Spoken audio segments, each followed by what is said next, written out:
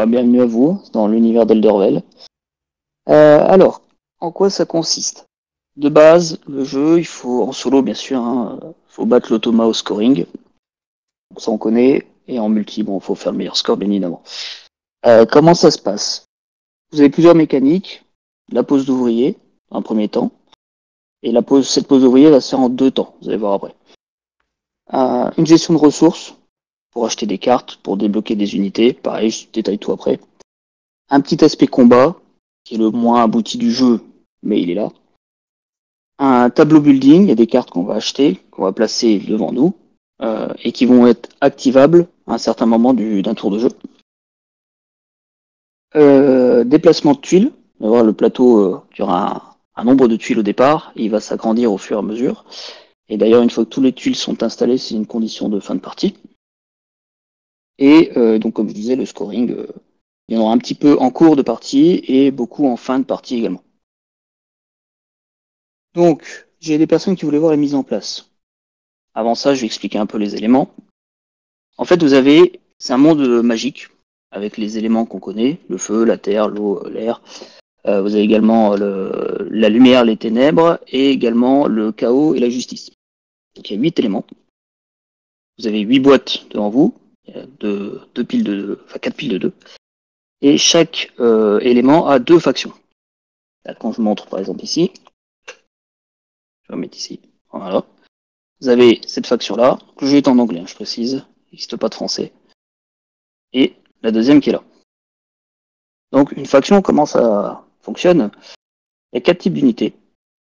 Les ouvriers qu'on va voir au départ, le guerrier, le sorcier et le dragon. Ils ont tous ces 4 types d'unités-là. Mais selon la faction, il y aura toujours 2 unités classiques et 2 unités qui auront un effet particulier. Donc je ne vais pas tous les expliquer, ça a peu d'intérêt. J'expliquerai ceux de ma faction que j'aurais choisi. Et par exemple, si je prends l'autre côté, là c'est le guerrier et le sorcier qui ont des effets à part. Un plateau joueur. Hop, je vais vous le mettre au milieu. Voilà. Donc, les ouvriers qui sont ici, il y en aura 6 maximum. On démarre avec 3. Les autres seront à acheter, si on veut les recruter. Le sorcier, le guerrier, le dragon qui sont là, qui sont également à payer pour les débloquer. Des dés qui vont servir au combat, des marqueurs qu'on va placer sur les différents plateaux pour les scoring. Et des ressources ici. Vous avez les cristaux, les parchemins, les potions, les marteaux, outils ils appellent ça, et les épées. Il y a 4 ressources ici qui vont servir pour payer des choses. Les épées vont servir en combat pour renforcer l'armée, entre guillemets. 4 emplacements ici qui vont être des tuiles trésors. Vous allez voir lors de la mise en place sur les royaumes, ce qu'ils appellent élémentaires, il y aura des tuiles qu'on pourra récupérer. Donc il y a 4 emplacements, c'est parce qu'on peut pas en avoir plus de 4 à moins de les dépenser ou de les poser sur des cartes. Pareil, j'expliquerai par la suite. Et ici, vous avez des petites maisons, en fait c'est des toits, qui servent à se placer sur les ouvriers, comme un chapeau. Dans les royaumes, pareil, ça va servir au scoring, je vous montrerai par la suite. Et c'est ces petites maisons qui s'appellent les dwellings, dans le jeu, comme les habitations, d'où le nom de Dwellings of Eldervel. Voilà, donc ça c'est pour les factions. Vous avez, par exemple, ça c'est je sais pas d'annerie, c'est la lumière, le feu, la justice. Ça c'est l'eau. Là vous avez les ténèbres, celui-là en noir, en vert pour la terre, l'air ici en bleu ciel, et le chaos en violet. Et chaque plateau a son petit trace, comme ça, avec tous les éléments que je vous ai montrés, à la couleur en question.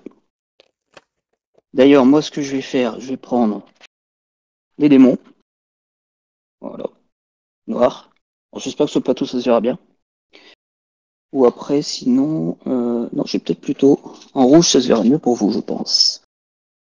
Hop, je vais prendre les gobelins de la sorcière de feu.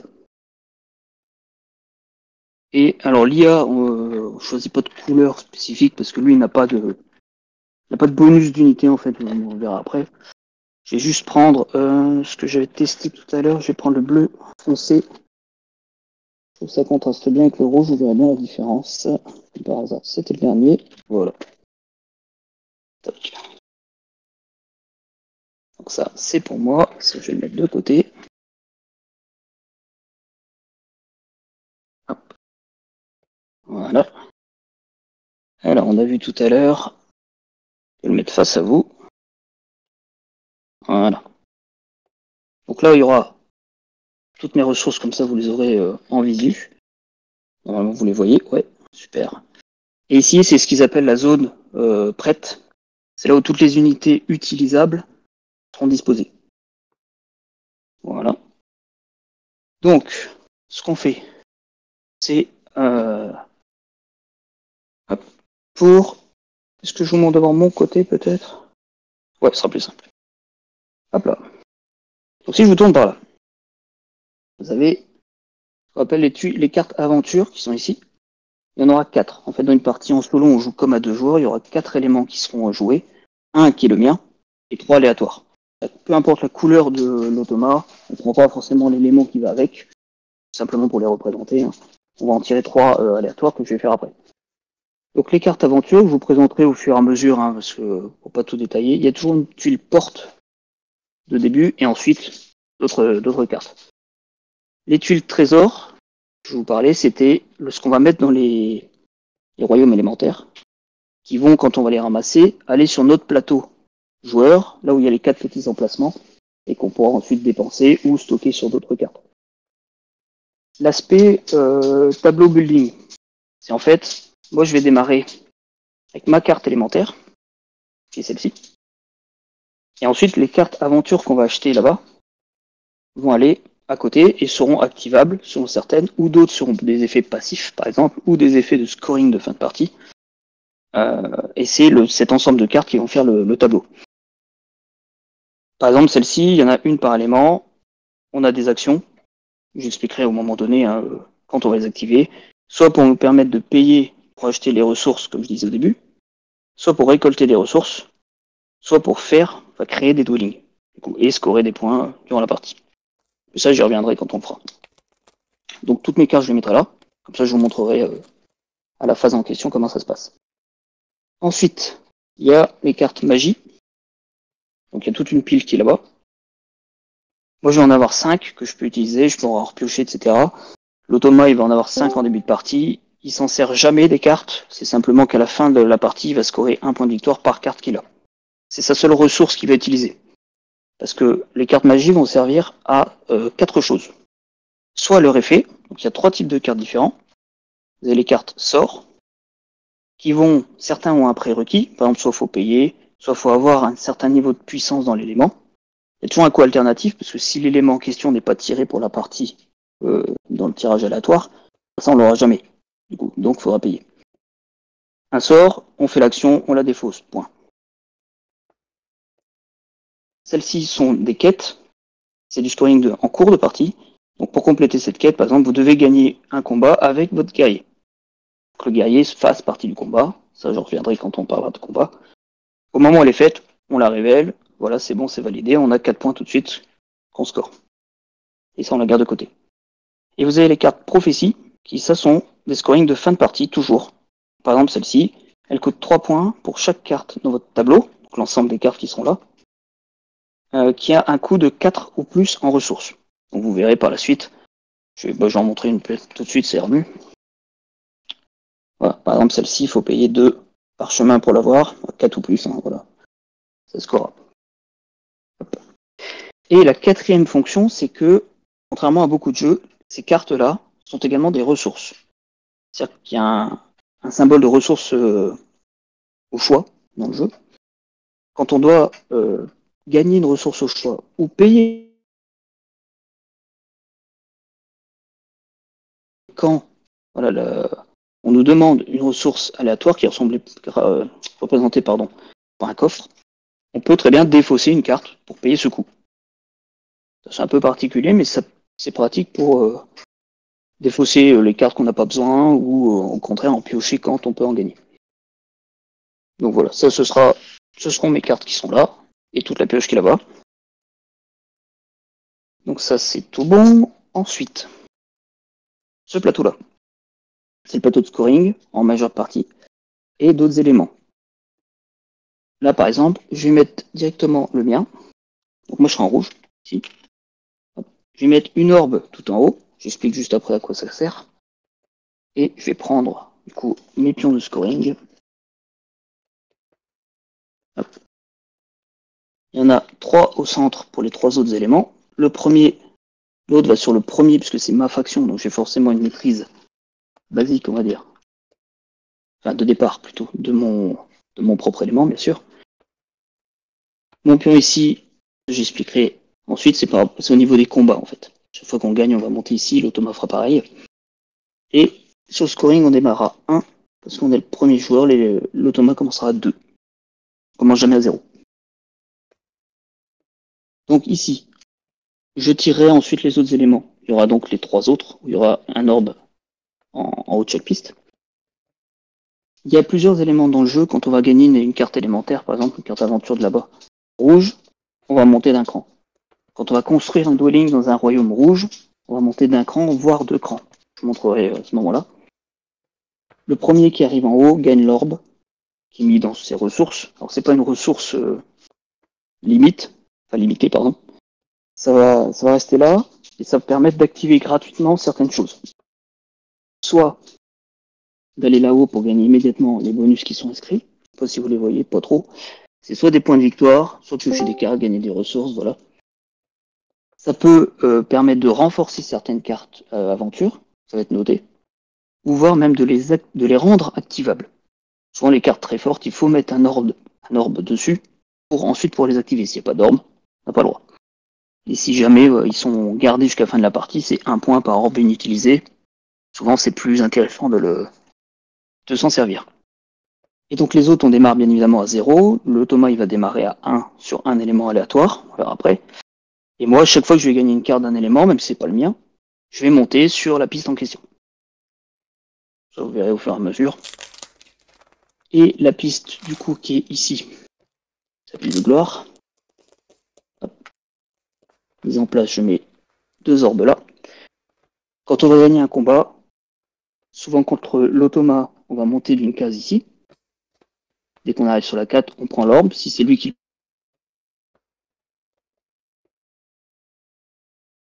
Si on choisit de monter là-dessus, ça agit de la même manière. Et ici, vous avez ce qu'ils appellent l'Underworld. C'est qu'en gros, chaque unité qui décède au combat va atterrir ici. Si c'est pour moi, à chaque fois qu'une unité arrive là, je vais gagner une épée dans mes ressources. Quand l'automa aura une unité qui sera là, sa valeur de combat sera activable en tout temps. En fait, bon, je l'expliquerai à ce moment-là. Il y a une petite différence du coup entre lui et nous, puisque lui n'utilise que les cartes magie et aucune autre ressource. Donc ça, c'est pour le scoring. Après, on fait le tour, hein, tout simplement, pour les points. Et dernière chose, l'automa qui est ici. Hop. Alors, comment ça marche pour lui? Voilà. Là, il y aura les tuiles élémentaires. Je vais tout terminer rapidement après. Il y a son deck de cartes qui est là. Ce qu'on fait, c'est qu'on met 3 cartes. Alors, si vous les voyez. Voilà. Si vous les voyez. Et en fait, comment il va fonctionner? Et dès que nous, on va placer un ouvrier dans le royaume, on va placer cette petite figurine qui est le Watcher sur la même case que nous. Et en fait, quand l'automa va jouer, on va lancer un dé. Selon le résultat, un dé 6. 1, 2, 3, c'est ici. 4, 5 et 6. Il va faire la carte qui est en dessous. En prenant l'unité la plus à gauche, possible pour lui. Donc lui, en fait, il a tout invoqué dès le départ. Il va prendre la plus à gauche et il va la placer soit dans un royaume prédéfini, par exemple ici, et faire l'action. Ici, par exemple, c'est le donjon. Pareil, je le montrerai après. Hein. Il va gagner une carte aventure comme nous, sauf que lui, il va pas la payer. Évidemment, c'est un automa, ça triche. Hein. Ou après, il va se placer sur une tuile déterminée par la position de son voiture. Donc en fait, en sachant ça, on va pouvoir essayer d'influencer le jeu de l'automa. Parce que là où est le voiture, c'est là où on se sera placé le tour d'avant. Donc forcément, on sait qu'il y a un risque qu'il arrive là. Ça peut nous être bénéfique, négatif, voilà. Des fois, il n'y a pas d'effet supplémentaire, des fois, il y a un effet. Par exemple, ici, il va essayer de construire un dwelling. Voilà. Si jamais, à un moment donné, il lance le dé, il tombe sur une case où il n'y a plus de personnages, dans ce cas, il va rapatrier toutes ces unités Et lui, et comme nous, comme on va reprendre nos ouvriers, il va recommencer un tour après. Ici, donc, il y aura des tuiles, les mêmes tuiles que nous, trésor, sauf que l'effet de la tuile, lui, s'en fiche, il va juste les stocker. Et dès qu'il recouvre une case, il va avoir l'effet en question. Par exemple, là, il gagne une carte magie. Ici, il monte d'un point sur la piste de gloire. Ici, il va prendre une carte aventure, etc., etc. J'ai rarement, non, je crois que je suis jamais arrivé jusqu'au bout, puisque lui, c'est assez mitigé, en fait, dans ses gains. Voilà.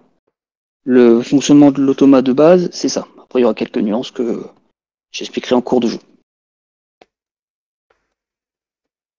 Euh, Dernière chose, pour chaque élément, il y aura du coup 3 tuiles royaume, dont une avec ce qu'ils appellent un boss.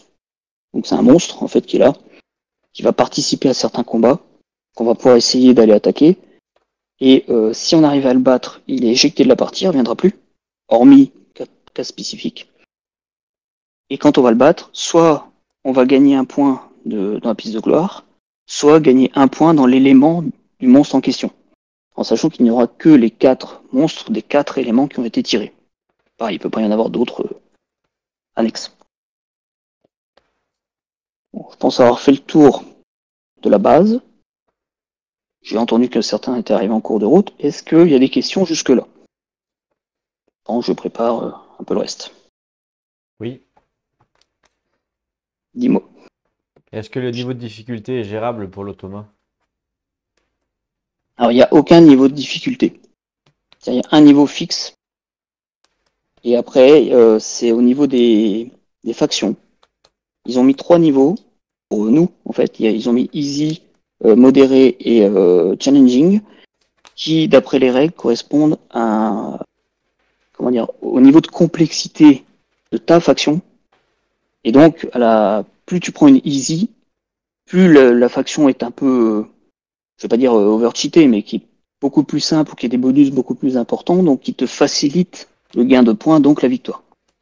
D'accord. Alors que Mais des challenging seront plus complexes à gérer, ou auront des bonus plus faibles, donc il faut plus anticiper tout ça pour essayer de battre l'automa, sachant que l'automa, lui, il score assez facilement.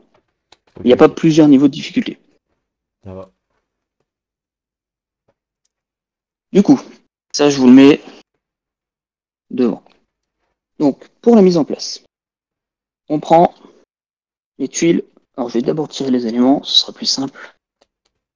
Donc, j'ai pris les cartes fixes des autres éléments. Et je vais en tirer 3, tout simplement. Donc, bonjour à ceux qui viennent d'arriver. Alors, on aura l'air, donc le bleu ciel, les ténèbres, et l'eau, le bleu foncé. Donc, comment ça marche? Je prends les 3 tuiles élémentaires de chacun des éléments que j'ai tirés. Donc, le rouge pour moi, les ténèbres, voilà.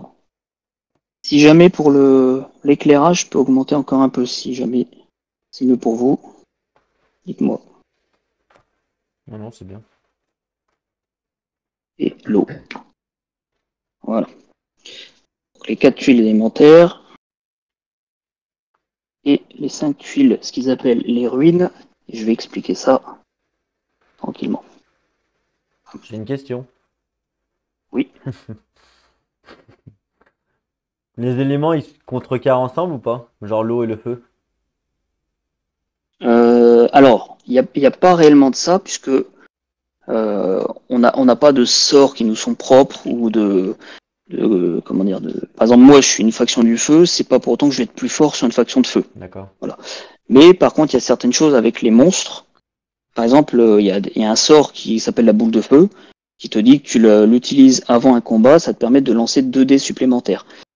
L'élémentaire de feu, c'est écrit sur sa carte, il est immunisé au sort de boule de feu. Tu peux pas l'utiliser contre lui, c'est pas logique. Mais à part ça, l'élémentaire d'eau, par exemple, n'est pas plus fort si il t'attaque toi alors que t'es du feu, ou l'inverse. Hmm. Ok. Voilà. Ensuite, je vais prendre les monstres en question. Donc du coup, on a dit l'air qui est... Alors, est-ce que... Hop. La tornade, le faucheur pour le ténèbre, l'alligator géant là, et le balrog, on va dire, pour le feu. Donc ils ont tous leurs cartes, avec leur effet, leur nombre de dés. Et par exemple, ce que je disais ici, lui on l'aura pas, mais quand on le bat, ce serait bien, voilà. Soit on monte la gloire, soit on monte l'élément du monstre en question. Là on a le faucheur, lui, balrog et le croco.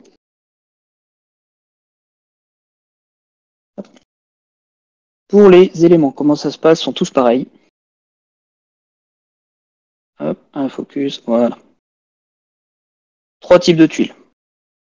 La première, c'est ce qu'ils appellent la tanière du monstre. C'est là où le monstre va popper quand la tuile apparaîtra. Ici, si jamais on construit un dwelling sur ce royaume-là, on va gagner 1 point de valeur dans l'élément en question sur la piste du coup qui est là-bas. Il y en a toujours une qui est plus chère et qui donne 2 points d'un coup. Ça, c'est le coût de paiement, bien évidemment. 1, 2 ou 3 cristaux. Selon l'élément, ce ne sera pas la même ressource utilisée. Par exemple, là, on a de la chance, on a les 4. Les ténèbres, c'est les outils. Ici, l'air, c'est les parchemins. Et l'eau, c'est les potions. C'est toujours 1, 2 ou 3.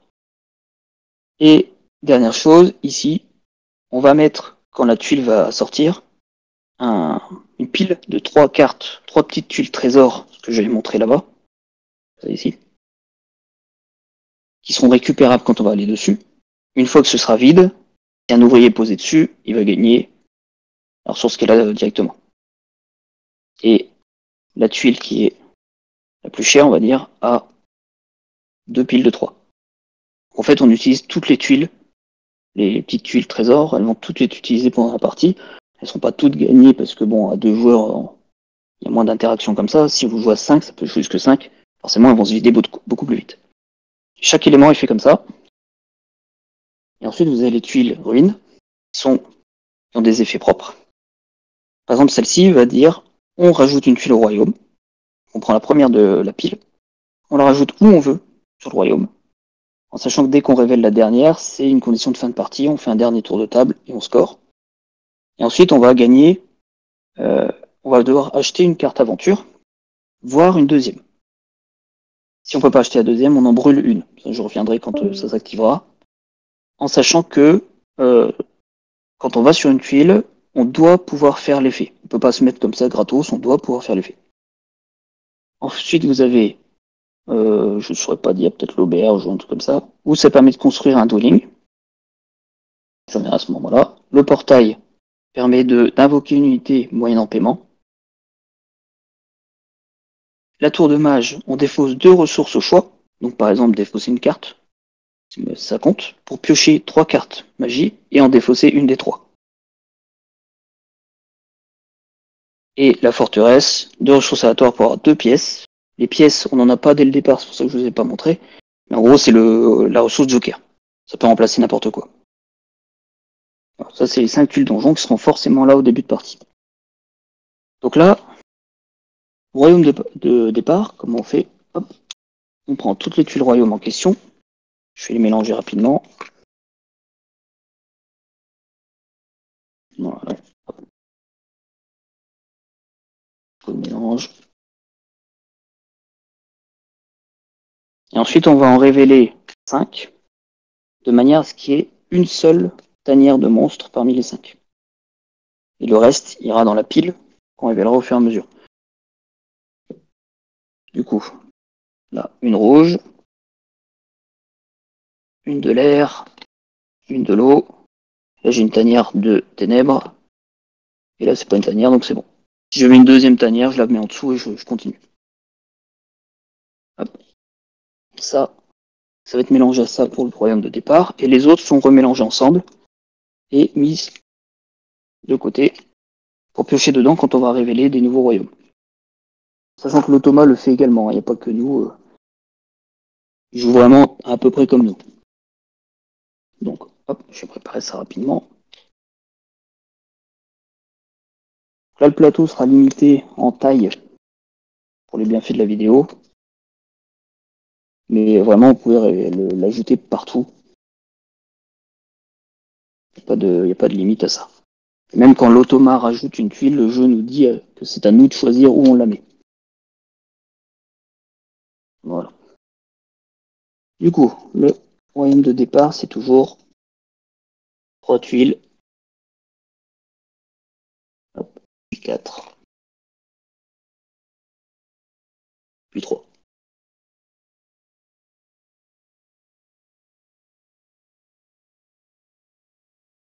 Voilà.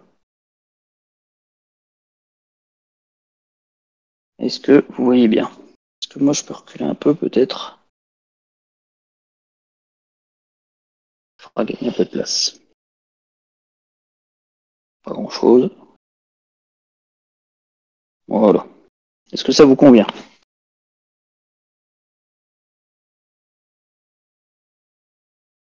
Bon, n'ayant pas de réponse, je considère que oui. Ensuite, du coup, parmi les éléments qu'on a choisis, on va prendre une tuile trésor de la dernière pile. Donc là, il y en a 4, par exemple, ici. On va prendre une des dernières de chaque pour les donner à l'automa de manière aléatoire. Donc là, on a l'air, par exemple, l'eau qui est ici, ténèbres et feu. Hop, voilà. Là, j'ai pris les 4 options. Je vais piocher, je vais les mettre aléatoirement chez lui pour démarrer ces pistes. On va mettre celle-là là. Ici, hop. Voilà. Ça va, c'est visible pour vous. Ensuite, pour lui, qu'on va faire ensuite, on va lancer un dé. Alors, ici. Voilà. Je vais lancer un dé. 3. Donc le 3, en fait, sur son plateau, vous avez 1, 2, 3, 4, 5, 6. Donc le 3, c'est le feu. Donc ce qu'il fait, c'est qu'il va prendre la première carte aventure de la pile du feu. Donc elles sont toutes pareilles. Les premières, c'est une porte, comme ça je vous montre. Sur 2 à l'achat. Quand on va placer un ouvrier dessus, en fait c'est quand on va regrouper, j'expliquerai le moment venu, on gagne une ressource, et on pourra en gagner une autre moyennant condition. Lui, il s'en sert pas, en fait c'est pareil, il va faire une pile avec, et à la fin il va scorer selon son niveau de puissance élémentaire pour chaque carte élémentaire. Et comme il a pris une carte rouge au départ, il va monter d'une case sur la piste rouge, donc en fait il va monter sur la même piste que moi. Donc il a un niveau de 1 pour le feu et 0 pour le reste. Hop. Il se place là et sur le 2. Voilà, je l'ai placé là-bas. Et ici, lui, il a tous ses ouvriers dès le départ que je place. Il y a des petits numéros au-dessus, je ne sais pas si vous les voyez. Ça va servir quand il va récupérer ses ouvriers. Et qu'il y en a qui vont ne plus être là. Et on les place selon l'ordre de numéros. Ça peut jouer sur sa rapidité de tour de jeu par la suite. Voilà. Lui placé comme ça. CD. Ça, on est bon. Voilà. Ensuite, donc on a dit qu'on avait la tanière des ténèbres. Donc c'est la faucheuse. Que voilà. Qui démarre ici. La faucheuse, qu'est-ce qu'elle nous dit? Elle nous dit qu'elle a la capacité de peur.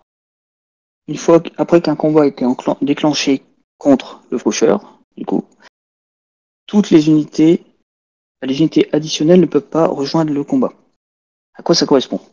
C'est que quand on va activer un combat, toutes nos unités qui sont sur des tuiles adjacentes à la tuile en question vont pouvoir, si on le souhaite, joindre le combat. Donc se déplacer gratuitement jusqu'à notre tuile pour pouvoir ajouter leur dé au lancer. Ça, c'est notre choix. L'automa, il le fait automatiquement. Dès qu'il peut le faire, il le fait. Ça, c'est simplifié là-dessus. Mais par exemple, ce monstre-là ne le permet pas. Quoi d'autre? Ça, c'est si jamais le monstre est contrôlé. Il y a des cartes de contrôle mentaux. Elles sont assez rares, mais ça existe. Focus, merci. Ça, c'est ce que j'ai expliqué. Soit la piste de gloire, soit un point dans le ténèbre. Et le monstre lance 4 dés. Le combat, c'est très simple. Je peux vous l'expliquer directement. Chaque partie lance la somme des dés qu'il a en question dans le combat. Lui, c'est 4. Chaque ouvrier donne un dé. C'est noté là. Hop. Le guerrier donne 2. Le sorcier donne 1. Le dragon donne 3. Ça, c'est leur valeur de base. Ça peut varier selon les factions. Et en gros, on lance tous les tas de dés et on compare les plus hauts résultats ensemble. C'est-à-dire qu'en gros, typiquement, c'est pour ça que je dis que c'est le point le moins intéressant du jeu, c'est que si on attaque l'automa, qu'on a on a 6 dés à lancer, c'est le maximum, et que lui a un ouvrier, il a un dé, si on fait 6 fois 1 et lui fait 1 fois 6, c'est lui qui gagne, il rase notre armée à lui tout seul. En toute logique, je ne sais pas comment c'est faisable, mais c'est comme ça que ça fonctionne. Et si jamais on a les 2-6, et ben on compare les résultats suivants, sachant que s'il n'y a plus de dés, c'est considéré comme 0. Puis il démarre là, et ensuite on va mettre les tuiles de trésor élémentaire. Donc là j'ai 2. Hop. On révèle toujours la première. On est là. Ici. Pour l'eau, j'en ai là. Et ici. Ici pour l'air.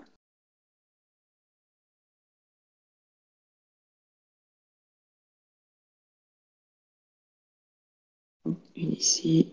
Et une de feu en haut à droite. Voilà.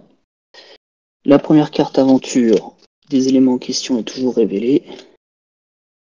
En sachant que la première, c'est toujours la porte. Donc pour gagner des ressources. Il y a une variante dans le jeu qui dit qu'on peut ne pas mettre les portes. On les met tout en dessous et puis on joue avec le reste. Et il y a simplement celle du feu. La porte ayant été prise par l'automa, maintenant on a le droit à celle-ci. Donc 2 outils pour l'acquérir, en se mettant sur cette tuile qui est là-bas en haut, le donjon. Et bah là, typiquement l'exemple, il faut avoir mis une orbe ici, pour pouvoir l'activer, sinon on ne peut pas.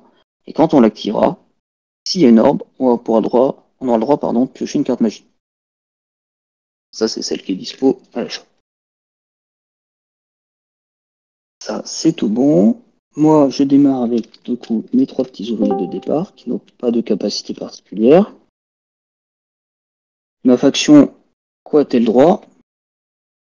La sorcière me dit, hop, quand il participe à un combat, quand elle participe, parce que c'est la sorcière de feu, si j'ai au moins 4 cartes magie en main, je peux lancer 2 dés additionnels. Sachant qu'on démarre à 5 cartes magie, c'est la dernière étape qui me reste à faire normalement. Et le dragon, il me dit que quand mon dragon aide à un combat, donc quand il rejoint une bataille, chaque adversaire vaincu doit défausser une ressource. Donc en multi, ils choisissent. Contre l'automa, il défausse une carte magie, donc il aura un point de victoire en moins à la fin de partie. Ça, c'est bon. Tiens, dernier petit truc aussi.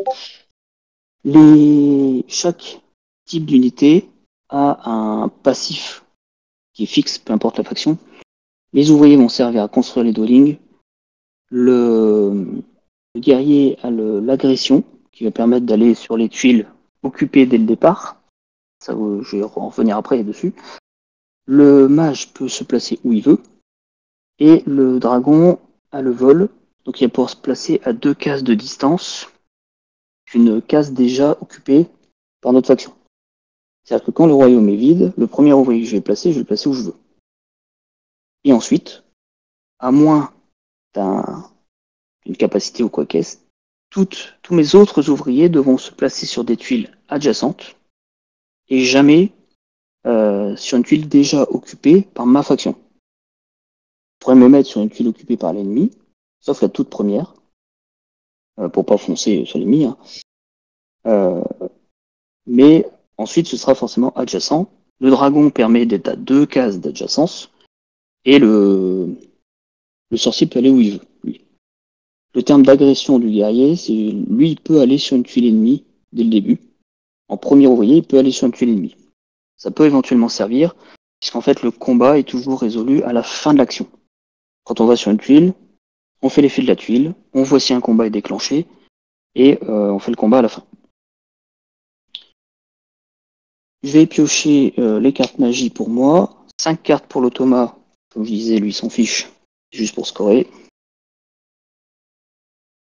Et je pense qu'on pourra démarrer.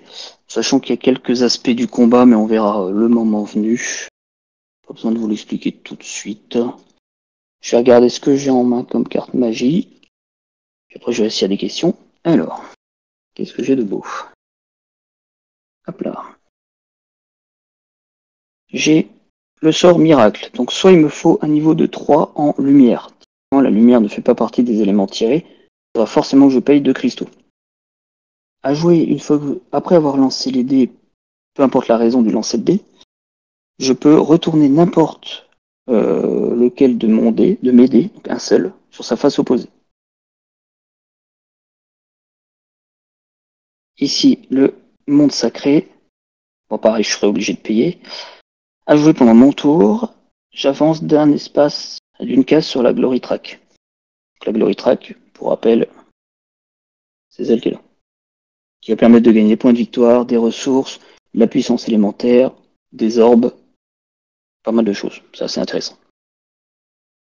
Ça, c'est un autre ressort. Ensuite, j'ai une prophétie, donc du scoring de fin de partie, qui me dit à la fin de la partie, cette carte donne 3 points si mon marqueur est en dernière place ou à égalité dans la plus petite place de la Glory Track. En gros, ça récompense, si je fais pas trop de combats, d'où son nom, de B. Mais il faut que je sois le dernier ou à égalité que le dernier. Bon, j'irai pas jusqu'au bout de la partie, hein, c'est surtout pour présenter, mais voilà. Celui-ci me dit, à la fin de la partie, elle donne 2 points et 1 point pour chaque carte prophétie que vous avez. Donc là, typiquement, j'en ai une que je viens de passer, 2, 3. Je sais que celle-là, si ça reste en l'état, elle me donnera déjà 5 points. Parce que c'est chaque prophétie, pas chaque autre prophétie, donc elle se compte elle-même. À condition d'être activée, bien sûr. Et la dernière me dit, à la fin de la partie, ça vaut 3 points si votre marqueur, si mon marqueur sur la Glory Track est le plus haut. Seigneur de guerre, donc j'en ai un qui dit le plus haut, l'autre qui dit le plus bas, donc typiquement ça me sert à rien de garder les deux. Je pourrais pas faire les deux à la fois. À moins d'être en plein milieu. Je sais même pas si c'est faisable, ça m'est jamais arrivé.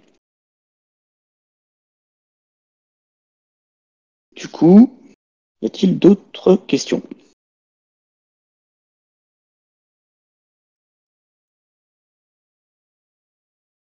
Ouais, j'ai pas bien compris. Tu peux recommencer l'explication, s'il te plaît? Il est marrant. Non, mais vas-y, joue, qu'on puisse voir comment ça tourne. Ouais, ça marche. Bon, au moins, c'est que tout est à peu près compris pour l'instant. Alors, comme je disais, c'est moi qui commence. D'accord? Au premier tour, il n'y aura pas de combat. C'est ce qu'ils appellent je sais plus comment ils appellent ça. En gros, c'est le tour de paix. Hein. Il n'y a pas de combat pour l'instant. Une fois que j'aurai, moi, rapatrié mes ouvriers la première fois, je mettrai mon marqueur qui est ici rouge, là, sur la première case de la Glory Track. Et à partir de ce moment-là, dès le tour suivant, il y aura des combats qui seront enclenchés. Et vous verrez, là, ça va changer certaines choses. Donc, ce que je vais faire, je vais pas jouer forcément du plus réfléchi non plus, hein, pour pas vous prendre 3 ans.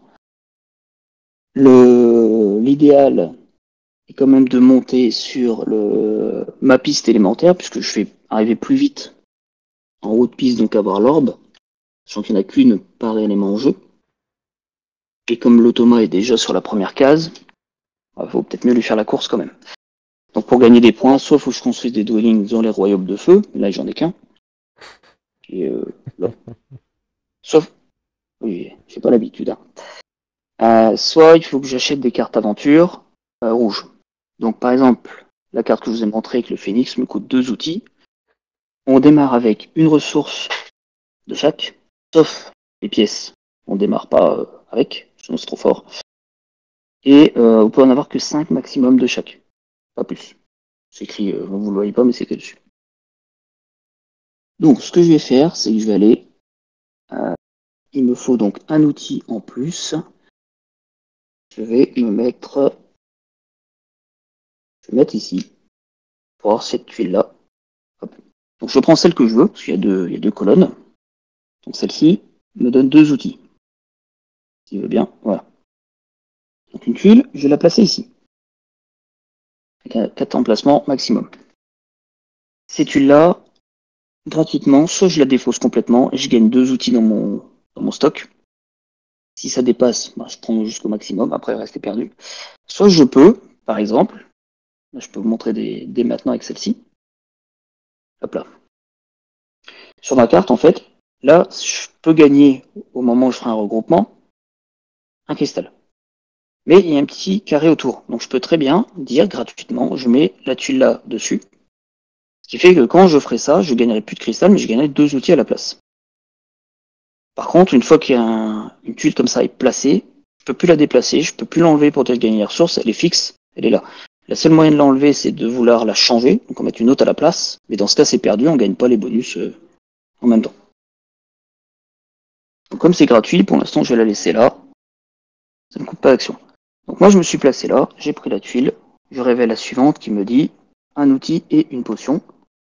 Il y en a par exemple où c'est un slash, évidemment c'est l'une ou l'autre. Donc comme je me suis placé là, le Watcher se place sur ma case. Ça c'était mon premier tour. L'automa va jouer, donc on lance le dé pour lui. Je vais me placer chez lui. Voilà. Il me fait 5. Donc 5, 1, 2, 3, 4, 5. Ici, on prend la plus à gauche cible, la carte en question.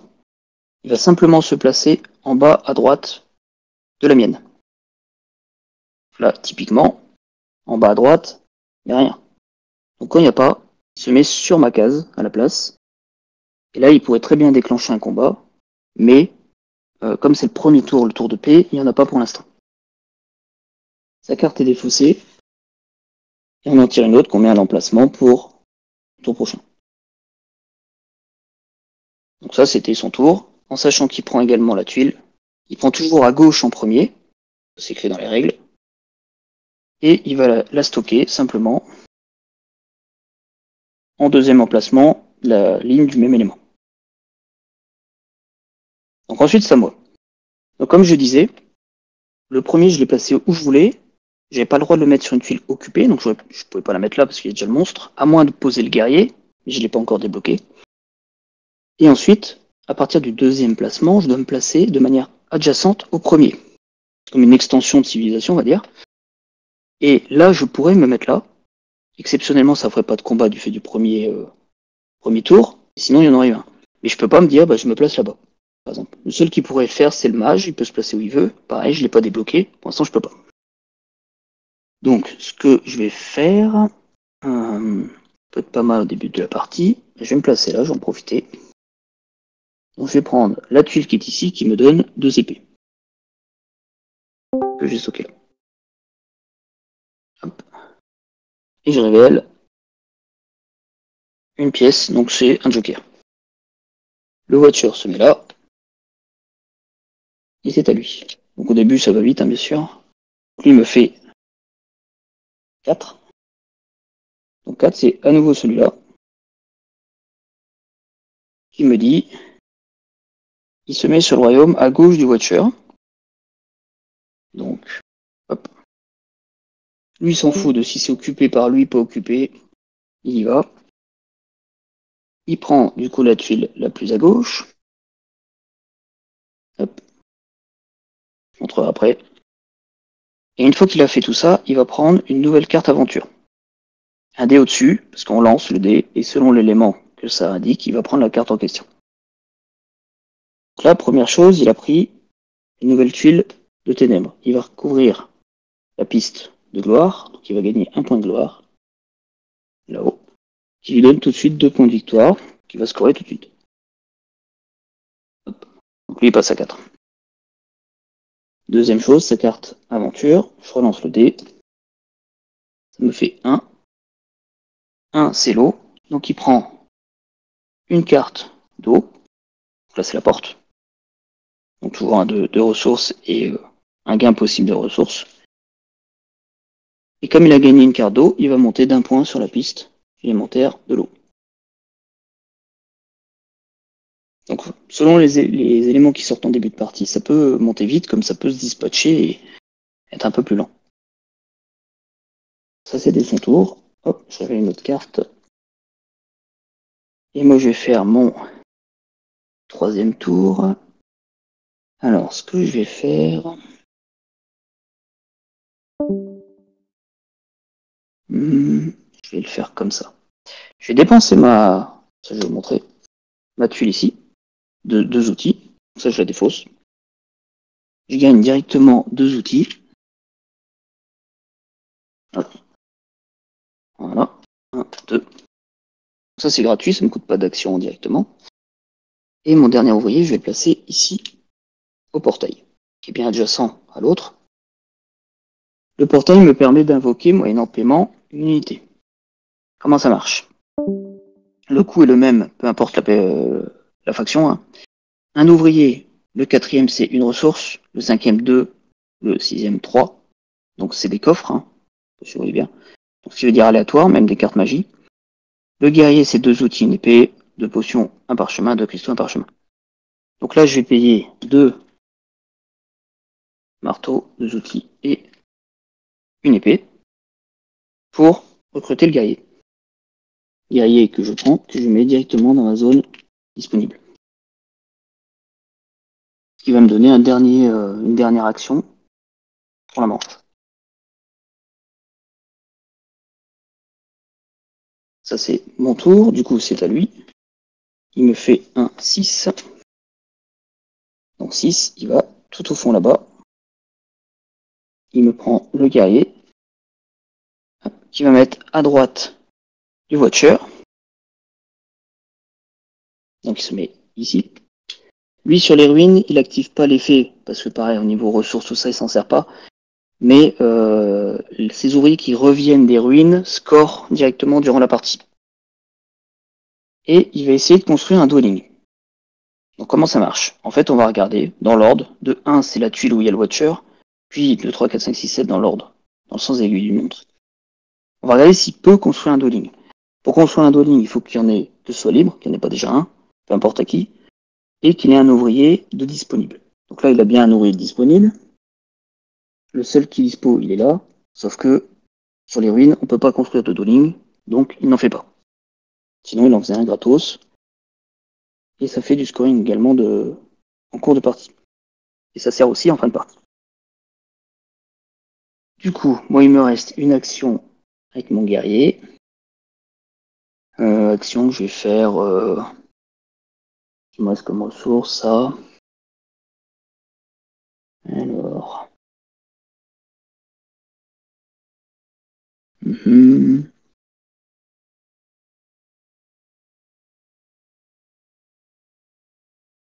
Bon, on va faire simple. Donc, toujours adjacent, pas forcément par rapport au dernier, hein. Adjacent à n'importe qui. Et ben, je vais même mettre ici. Pour l'instant, je vais prendre la tuile des deux parchemins. Là, je réveille une tuile de carte magie. Le voiture se met là. Et ce sera tout pour le moment. Lui, il rejoue. Donc 6 à nouveau. Il prend le sorcier. Il me dit qu'il se met sur le portail. Hop, c'est fait. Et par exemple, c'est une des cartes de l'automa. Il va choisir un monstre qui a été détruit. Pour l'instant, il n'y en a pas. Et il va le retourner sur sa tanière. N'importe quelle unité ou autre monstre qui était sur la tanière à ce moment-là sont envoyés dans l'Underworld. Donc pour nous, enfin pour les unités c'est l'Underworld, pour le monstre il aurait été détruit du coup. Mais là il n'y en a pas de détruit donc ça ne s'active pas. Il y a une carte dans le deck d'Automa qui permet de tout remélanger dans son deck. Donc là, moi, j'ai plus d'ouvriers.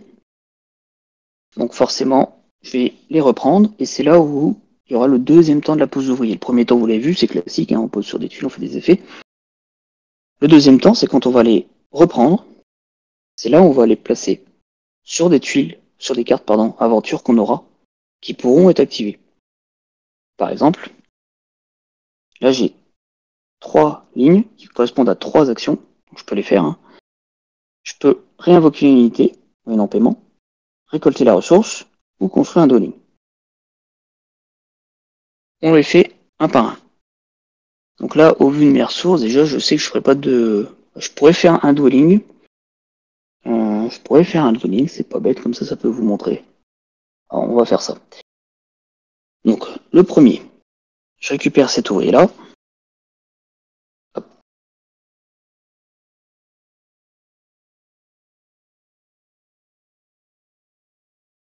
Hop, je vais le placer sur l'invocation. Ce que je vais faire, je vais invoquer un autre ouvrier, donc ça me demande une carte, une ressource au choix. Donc là, je vais défausser une de mes cartes magie. Parce que comme je sais qu'il y en a une des deux qui me servent à rien, peu importe, et hop, on va défausser celle-là. Et je prends du coup mon deuxième ouvrier qui est là, et je les place dans ma zone prête. Je vais prendre l'autre, je vais prendre mon guerrier, que je vais placer sur dwelling. Donc un dwelling, c'est un ouvrier qui devient un dwelling. Donc là, je vais le transformer, celui-là, moyennant, vous voyez pas trop, hop, essayez de me rapprocher. Voilà. Pour que lui devienne un dwelling, il faut que je dépense un outil. Outil que j'ai ici, ça c'est bon. Mais par contre, il faut qu'il soit présent. C'est-à-dire, je ne pouvais pas prendre celui-là, faire dire je fais l'action dwelling, et hop, il s'y remet. Non, il faut qu'il soit présent au moment de l'action. Donc, entre guillemets, je vais perdre une action de regroupement. Au début de la partie, on en a moins. C'est pas trop gênant. Et il faut qu'il soit sur le royaume en question. On peut pas le faire où on veut. Donc là, je vais payer mon outil. Je vais prendre un toit. Et là, hop, magie, le mec devient une maison. Je le place ici. Et là, ça va activer plusieurs choses. Déjà, je construis un dwelling dans un royaume ténèbres avec un symbole. Donc, je vais monter une affinité de ténèbres, une case. C'est la première chose. S'il y en avait eu deux de symboles, c'était 2 cases. Et ensuite, au moment de la construction d'un dwelling, ça va me scorer 2 points par ruine adjacente. Là, j'en ai 1, 2, 3. Et par autre dwelling adjacent, que ce soit les miens ou pas. Donc là, je vais scorer 6 points. 2, 4, 6. Et donc lui, cet ouvrier-là, il est perdu en tant qu'ouvrier, il va rester là. Il va me donner un bénéfice en combat également. Si je fais un combat sur la même tuile ou une tuile adjacente, ça me donne un dé supplémentaire. Parce que j'ai des renforts proches.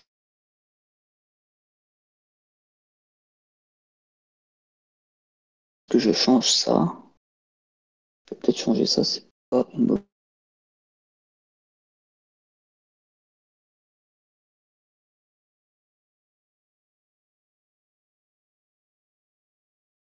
Du coup, mon dernier ouvrier, il va venir récolter, et au lieu de récolter un cristal, il va récolter du coup 2 parchemins.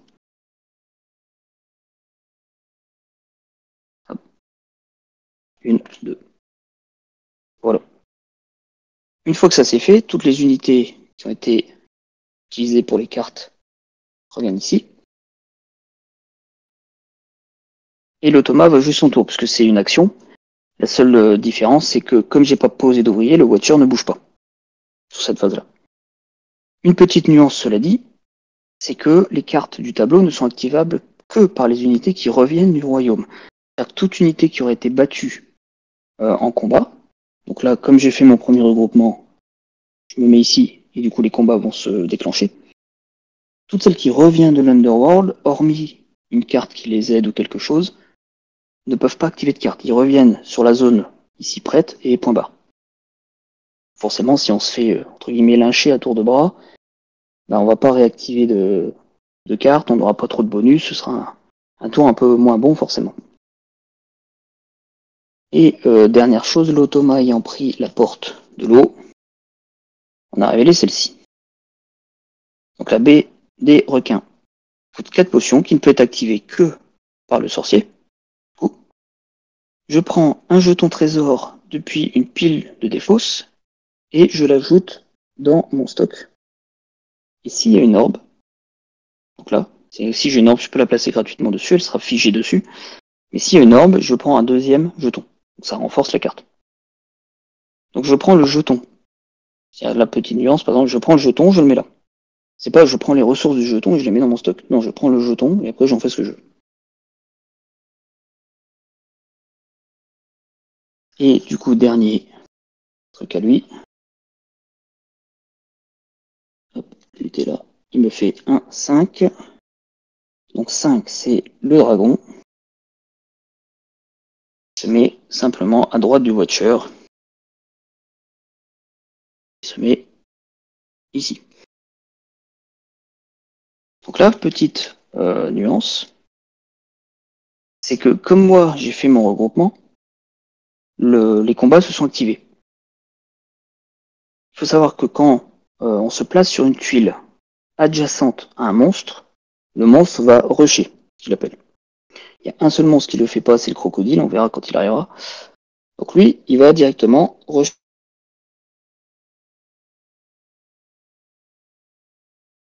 Le combat s'active. Lui, bon, normalement, il va le lyncher, parce qu'il va obligatoirement ramener toutes ses unités adjacentes. Pareil, c'est dans la règle. Hop, donc il ramène tout ce beau monde. Ça peut être. On peut influer comme ça sur le mouvement de l'IA. Et ensuite, on fait le.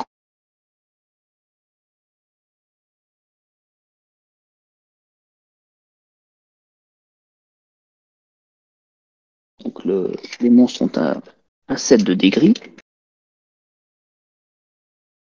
Et lui, il a le droit à quoi? Il a 2 ouvriers, donc 2 dés. Le sorcier donne 1 dé, le dragon donne 3 dés.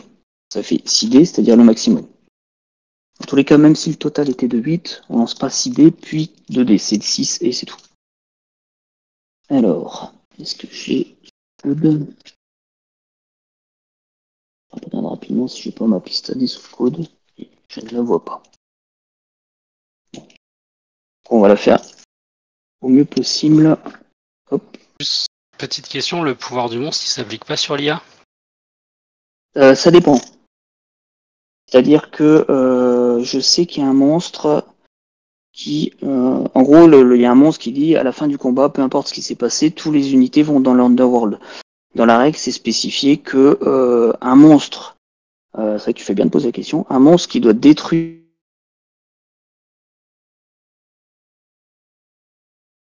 de venir. Donc effectivement, à vérifier, mais oui, si. C'est uniquement en cas de destruction. Donc tu fais bien de le dire.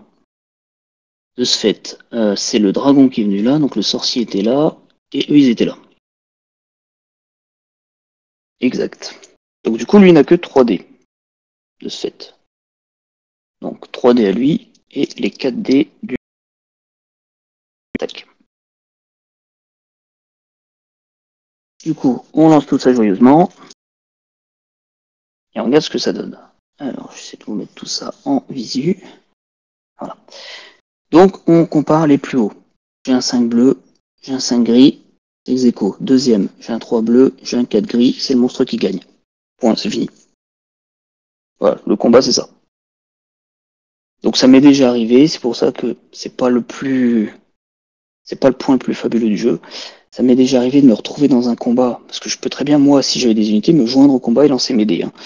Me retrouver avec un monstre qui lance 5 dés, l'IA qui lance 5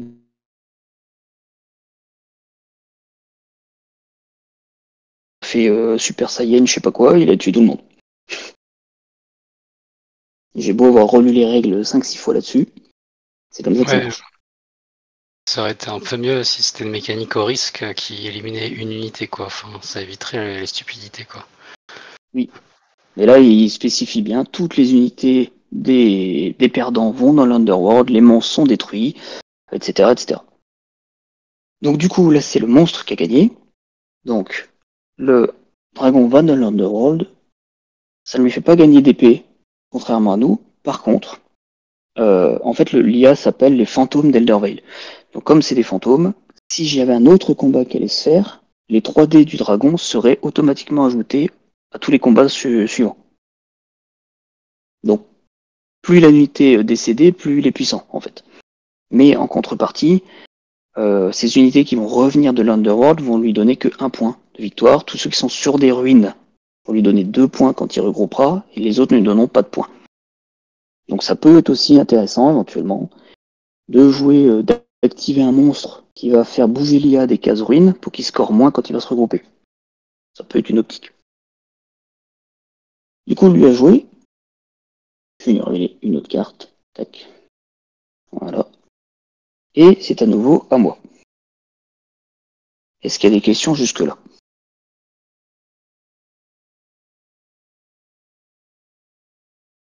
Pas plus que ce que j'ai posé. Ok. J'avoue, j'ai pas regardé. Je sais pas combien vous êtes pour l'instant. Les gens qui sont venus, qui sont repartis, on n'est plus beaucoup là. Apparemment, vous êtes que vous 3 de départ.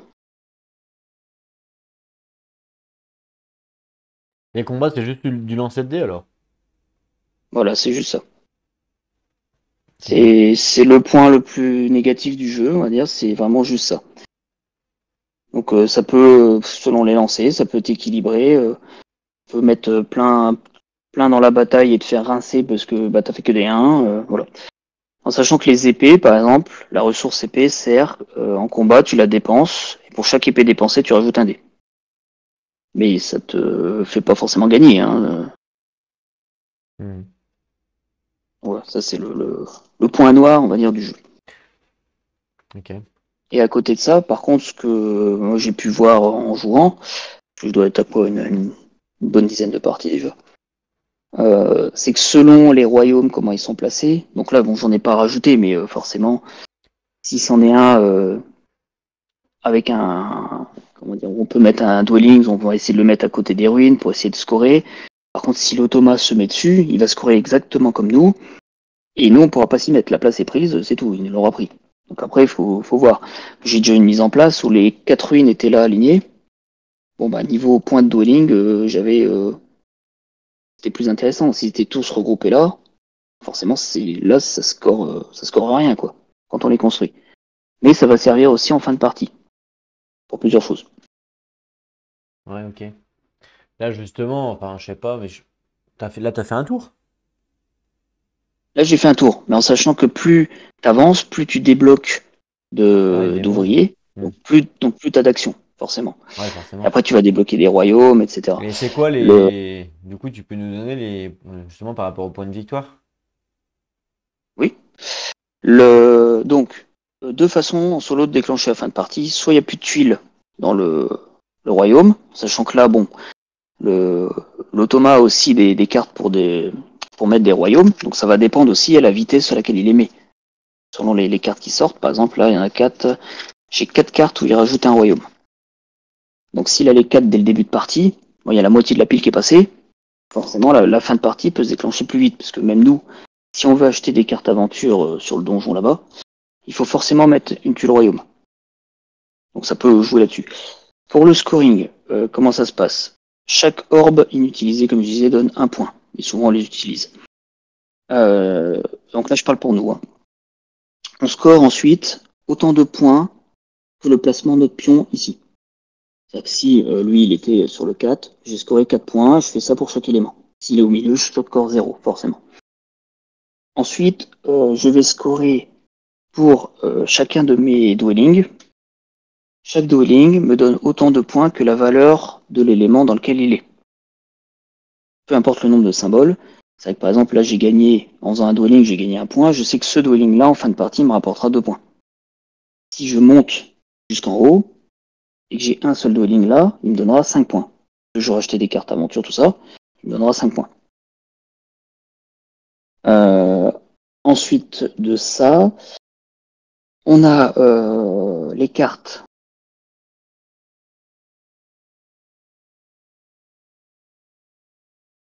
Leur valeur d'éléments.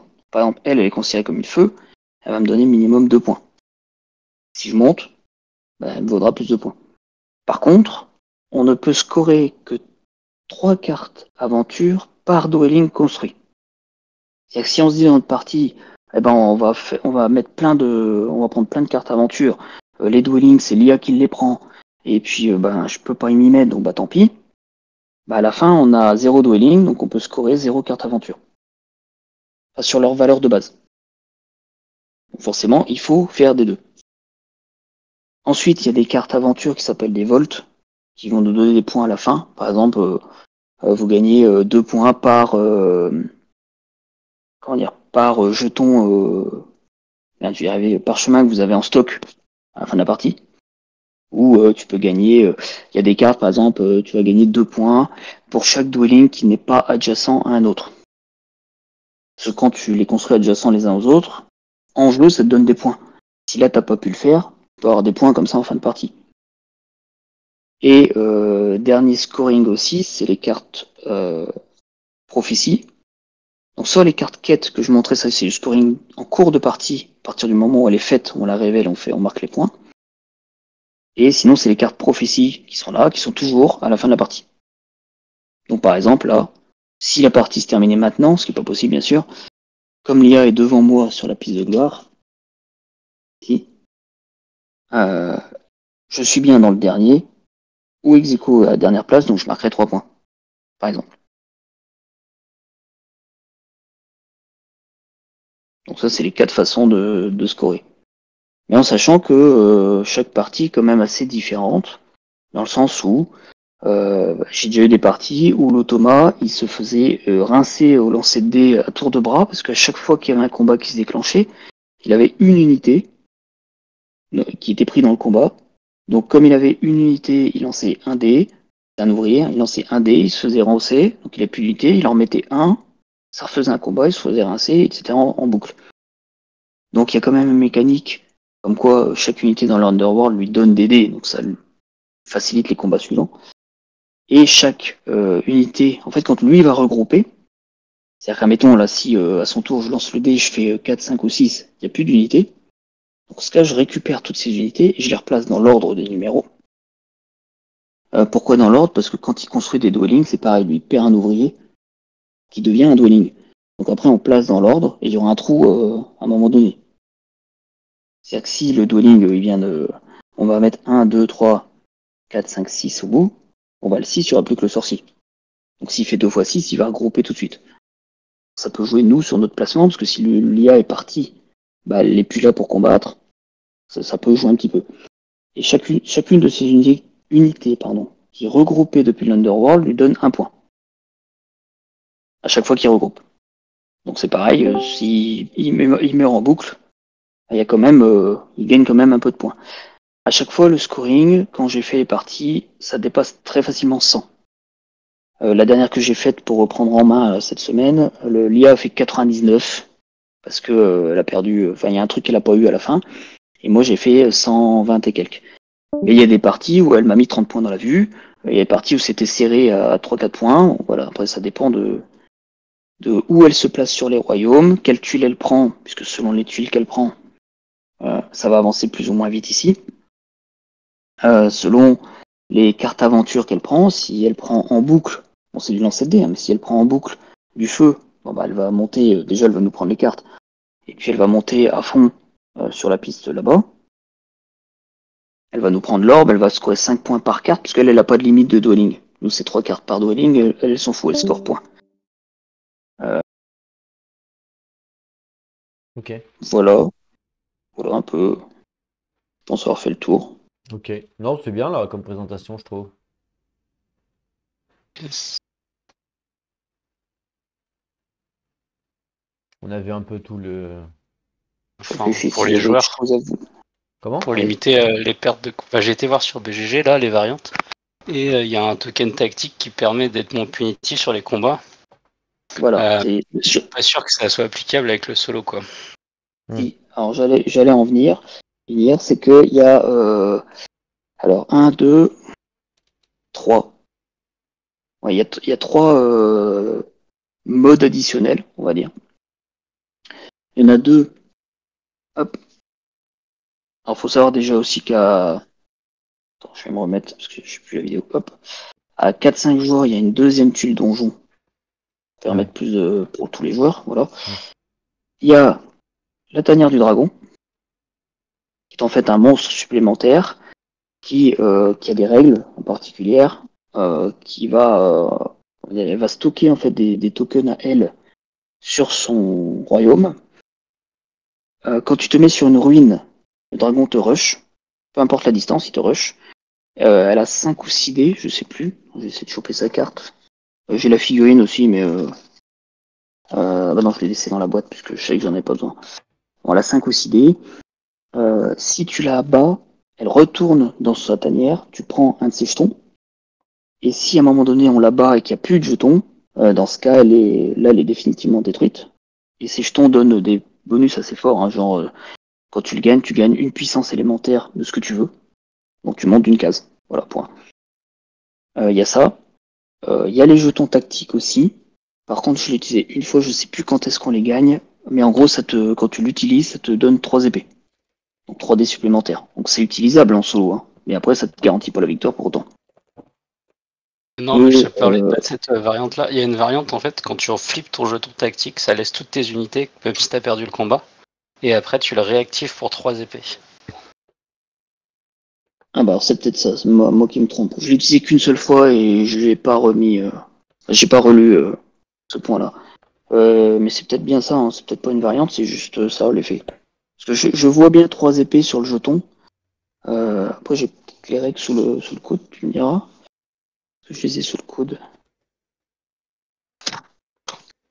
Oui, je les ai là. Voilà, je vais te dire ça tout de suite.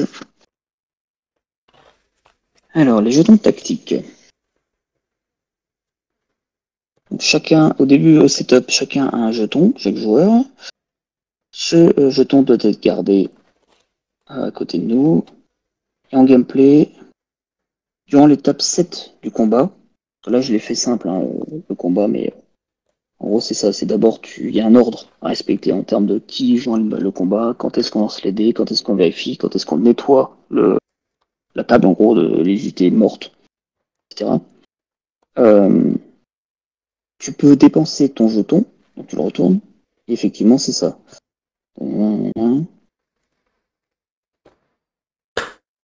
Toutes les unités qui devraient être envoyées dans l'Underworld sont laissées sur le plateau. Et en tant qu'action gratuite, tu peux dépenser effectivement 3 épées pour retourner. Tu vois, je l'ai pris à l'envers. J'ai l'image des 3 épées, mais je me suis trompé. Mais donc c'est ça. Après, moi, je l'ai déjà utilisé, puisque bon, après 3 épées, tu les gagnes pas forcément souvent. La plupart du Ouais, temps, mais tu les gagnes quand tes unités sont mortes. je pense que ça peut éviter de perdre un flip bien rageant sur un unité contre 4 et tu vois. Enfin, Oui, oui, ça peut. Et c'est tout à fait optionnel, tu peux le mettre ou pas, hein, ça change pas le gameplay, hormis ce jeton-là. Et dernier point qui existe, c'est le Bifrost. En fait, c'est un golem de glace qui a une règle un peu particulière, c'est que quand sa tuile est mélangée dans la première moitié de la pile de tuiles, donc elle atterrira jamais sur le plateau de départ, quand elle est piochée, elle doit toujours être mise adjacente à une seule tuile. Par exemple, elle peut pas être mise là. Typiquement, une autre mise par exemple comme ça. Avec le côté 2 points de victoire vers la tuile qui est posée, et on en tire tout de suite une nouvelle, pour pas, ça change pas le nombre de tours de jeu de cette, pour mettre de l'autre côté, sachant que de l'autre côté c'est noté 10 points.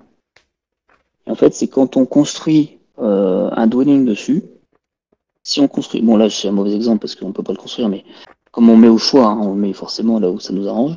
Si on construit un dwelling là, on a 2 points de plus, et si on en construit un là-bas, puisque dans la pile de tuiles il n'y aura plus de ruines, toutes les ruines sont là au départ, on aura 10 points supplémentaires. Par contre, il y a le géant qui est là entre deux, qui fait bien mal. Et si on se place sur sa tuile, on peut gagner une carte magie. Aussi. Alors, ça, c'est 2 variantes qui peuvent être incluses dans le jeu. Sans problème.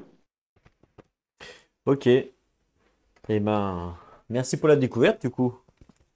ouais, Pour merci. les jeux, j'en prie. Juste une dernière question. T'es sur une version classique, là, retail, quoi. Ouais, ce qu'ils appellent la version standard.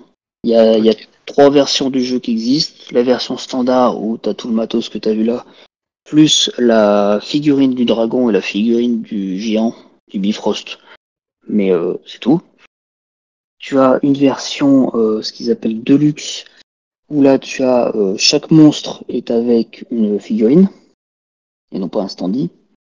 Et tu as les mercenaires dedans. En fait, les mercenaires, tu as deux unités avec leurs cartes qui sont soit tu peux les recruter, tu dois payer des pièces, les jokers, là. Et de mémoire, hein, parce que je les ai pas. Tu dois payer des pièces pour les enrôler. Ils peuvent t'aider durant un combat et ensuite ils sont remis à disposition. Ou si tu les recrutes avec une orbe, dans ce cas tu les enrôles complètement et ils sont à toi pour toute la partie. Et il y en a deux ou trois différentes, je sais plus, de mercenaires. Et après tu as la version Legendary, ou alors là c'est le what the fuck total. Euh, c'est que tu as 50% intéressant, ça te donne une figurine supplémentaire et donc un monstre supplémentaire pour chaque élément. Parce qu'en gros là, chaque élément a un monstre, ce sera toujours celui-là. Dans la légendaire, il y en a un deuxième set pour chaque élémentaire, pour chaque élément. Donc de 7, en tirant au sort ou quoi qu'est-ce, tu ne sais pas lequel des deux tu vas avoir pour chaque élément. Et la partie what the fuck, c'est que tu as des socles où quand tu mets ta figurine dessus, ça fait des bruits. Des bruits de monstres. Ouais, ok. Voilà. Kickstarter, quoi. Voilà. D'accord. C'est un peu. Ok. Bon, c'est un peu dommage qu'ils aient mis les autres monstres dans la Legendary avec les socles et pas dans la Deluxe, mais bon, comme ça. Je vais couper la vidéo, du coup, merci pour la découverte. Mais je t'en prie. Et puis voilà, j'espère que vous avez apprécié. Salut, salut. J'espère aussi. Salut à tous.